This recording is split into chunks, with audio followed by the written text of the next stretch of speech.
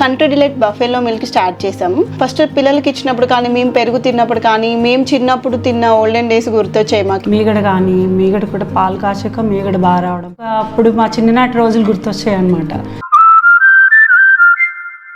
BRS కు నష్టం కలిగించడం కంటే ఎక్కువగా ఇక్కడ హరీష్ రావుకు పొలిటికల్ గా నష్టం చేయాలని ఒక టార్గెటెడ్ గా కవిత మాట్లాడినట్లు అనిపించింది. ఎలా అంటే రేవంత్ రెడ్డి హరీష్ రావు కలిసి ఒకే ఫ్లైట్ లో ప్రయాణం చేశారు. ఆ ఫ్లైట్ లో హరీష్ రావు రేవంత్ రెడ్డి కాళ్ళు పట్టుకొని సరెండర్ అయ్యాడు. దాంతో హరీష్ రావుని రేవంత్ రెడ్డి ఏమనట్లేదు. ఇలాంటివి కొన్ని వచ్చాయి. కానీ వాస్తవానికి రేవంత్ రెడ్డిపై ఎక్కువ దాడి చేస్తుందే హరీష్ రావు. రుణమాఫీ నుంచి మొదలు పెడితే మొన్న అసెంబ్లీలో కావచ్చు, లేదంటే ఆయన ఆల్రెడీ ఫోన్ ట్యాపింగ్ కేసులో హరీష్ రావు ఉన్నాడు. ఆయన హైకోర్టుకి వెళ్ళి స్టే తెచ్చుకోవాల్సిన పరిస్థితి సుప్రీంకోర్టులో ఉంది. ఆ కేసు ఇదంతా నడుస్తుంది కదా. అంటే నిజంగా హరీష్ రావుకి రేవంత్ రెడ్డికి మధ్య అండర్స్టాండింగ్ ఉండే ఛాన్స్ ఏమైనా కనిపిస్తుందా మీకు? అంటే ఎవరి మధ్య ఏ అండర్స్టాండింగ్ ఉంది అనేది స్పెక్యులేషన్ కన్నా కూడా ముఖ్యమైన మీరు అన్నట్టు ఆమె ప్రధాన టార్గెట్ హరీష్ రావు, అందులో అనుమానం ఏం లేదు. అందువల్ల హరీష్ రావును ప్రధాన టార్గెట్ అయినా అర్థం కావాల్సింది, హరీష్ రావును బీఆర్ఎస్ ఓన్ చేసుకుంటున్నప్పుడు హరీష్ రావును టార్గెట్ చేస్తే బీఆర్ఎస్ కు నష్టమే కదా, వేరే పార్టీలో లేడు కదా హరీష్ రావు. సో అందువల్ల అనివార్యంగా బీఆర్ఎస్ కే నష్టం అవుతుంది. హరీష్ రావు వల్లనే ఈటల రాజేందర్ వెళ్ళిపోయాడు, హరీష్ రావు వల్లనే రఘునందన్ రావు వెళ్ళిపోయాడు, హరీష్ రావు వల్లనే దుబ్బాకులు ఓడిపోయారు, హరీష్ రావు వల్లనే హుజూరాబాద్ ఓడిపోయారు. ఇదంతా హరీష్ రావుకు కవితకు మధ్యలో ఉన్న పర్సనల్ పంచాయతీగా ఉన్నప్పుడు ప్రజలకి ఏం సంబంధం ఉంటుంది అన్నది పాయింట్.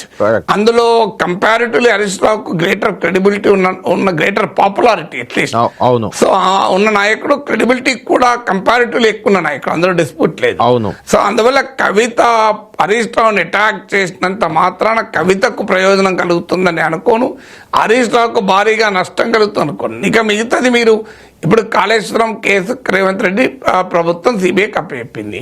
కాళేశ్వరం కేసులో కేసీఆర్ వేరు హరీష్ రావు వేరు అని ఎలా విడగొట్టగలుగుతుంది కవిత?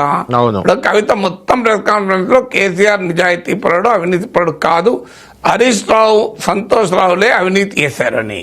సో ఇది ఒకటి, సంతోష్ రావు అయితే అసలు అధికారంలో లేడు గనక ఆయనను డైరెక్ట్గా ఆయన పైన చర్యలు తీసుకోవడం అనేది ప్రాక్టికల్గా అంత సులభం కాదు.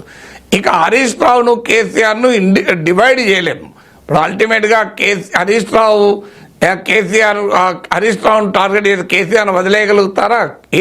ఈ కేసులో కాళేశ్వరం కేసులో కేసీఆర్ను టార్గెట్ చేసి హరీష్ రావును వదిలేయగలుగుతారా? ఇందులో హరీష్ రావు అన్న కేసీఆర్ అన్న అప్రూవర్గా మారితే తప్ప సాధ్యం కాదు కదా. అప్రూవర్గా మారిన ప్రభుత్వం అంగీకరిస్తే తప్ప హరీష్ రావు అప్రూవర్గా మారడు, కేసీఆర్ అప్రూవర్గా మారడు. అలాంటప్పుడు వీళ్ళిద్దరిని డీలింక్ చేయాలనే కవిత ప్రయత్నం ఎట్లా సక్సెస్ అవుతుంది?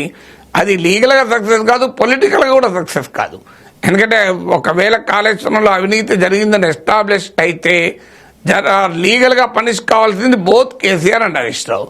పొలిటికల్గా ప్రజలు నమ్మితే లీగల్గా ఏమైనా పనిష్ కావాల్సింది బోత్ కేసీఆర్ అండ్ హరీష్ రావు. ఇది ఫ్యాక్ట్గా ఉన్నప్పుడు కవిత వాళ్ళిద్దరినీ విడగొట్టి కేసీఆర్ మాత్రం సేవ్ చేస్తున్నాను నేను, హరీష్ రావును మాత్రం వదలను అంటే ప్రాక్టికల్గా జరగదు. తర్వాత ఆమె వ్యూహాత్మకంగా రామారావు పైన ఒక్క మాట కూడా మాట్లాడలేదు వాస్తవంగా. కానీ అంతకుముందు మరి ఇప్పుడు రామారావు వ్యవహారం ఏంటి అనే క్వశ్చన్ కూడా వస్తుంది కదా. ఒక్క మాట మాత్రం వర్కింగ్ ప్రెసిడెంట్గా ఉండి నీవైనా నాకు చర్యలు తీసుకోవాలి కదా అని. అందువల్ల ఆమె వ్యూహాత్మకంగా కేసీఆర్ కేటీఆర్ల వైపు తానున్నాన్ని, మా ఫ్యామిలీకి హరీష్ రావు ప్రమాదంగా మారాడు అని ఒక ఫ్యామిలీ సెంటిమెంట్ను ప్రజల్లోకి తీసుకెళ్లే ప్రయత్నం చేశారు. అందువల్ల ఆ ఫ్యామిలీ సెంటిమెంట్ అనేది ఇవాళ టీవీలో చూడటానికి, యూట్యూబ్లో చూడటానికి, ఎంజాయ్ చేస్తానికి మనకి ఎంటర్టైన్మెంట్ వాల్యూ ఉంటుంది ప్రజలకు, కానీ పొలిటికల్ వాల్యూ ఉండదు. ఇప్పుడు కుటుంబంలో ఏదన్నా తగాద జరుగుతుందంటే పక్కింటోడు చెవిట్ల తీది వింటాడు, అట్లనా అని. కానీ బియాండ్ పాయింట్ దానికి ఏం వాల్యూ ఉండదు unless there is a political element in it. So అందువల్ల కవిత ఫస్ట్ ప్రెస్ కాన్ఫరెన్స్ చాలామంది ఎక్స్పెక్ట్ చేసింది కవిత పొలిటికల్లీ వెరీ సావీ పర్సనే. ఆమె ఏమీ సాధారణమైనటువంటి మహిళా నాయకురాలేం కాదు. సో కేసీఆర్ కూతురు, అందులో పొలిటికల్లీ సావి, మూమెంట్ అనుభవం కూడా ఉన్న నాయకురాలు.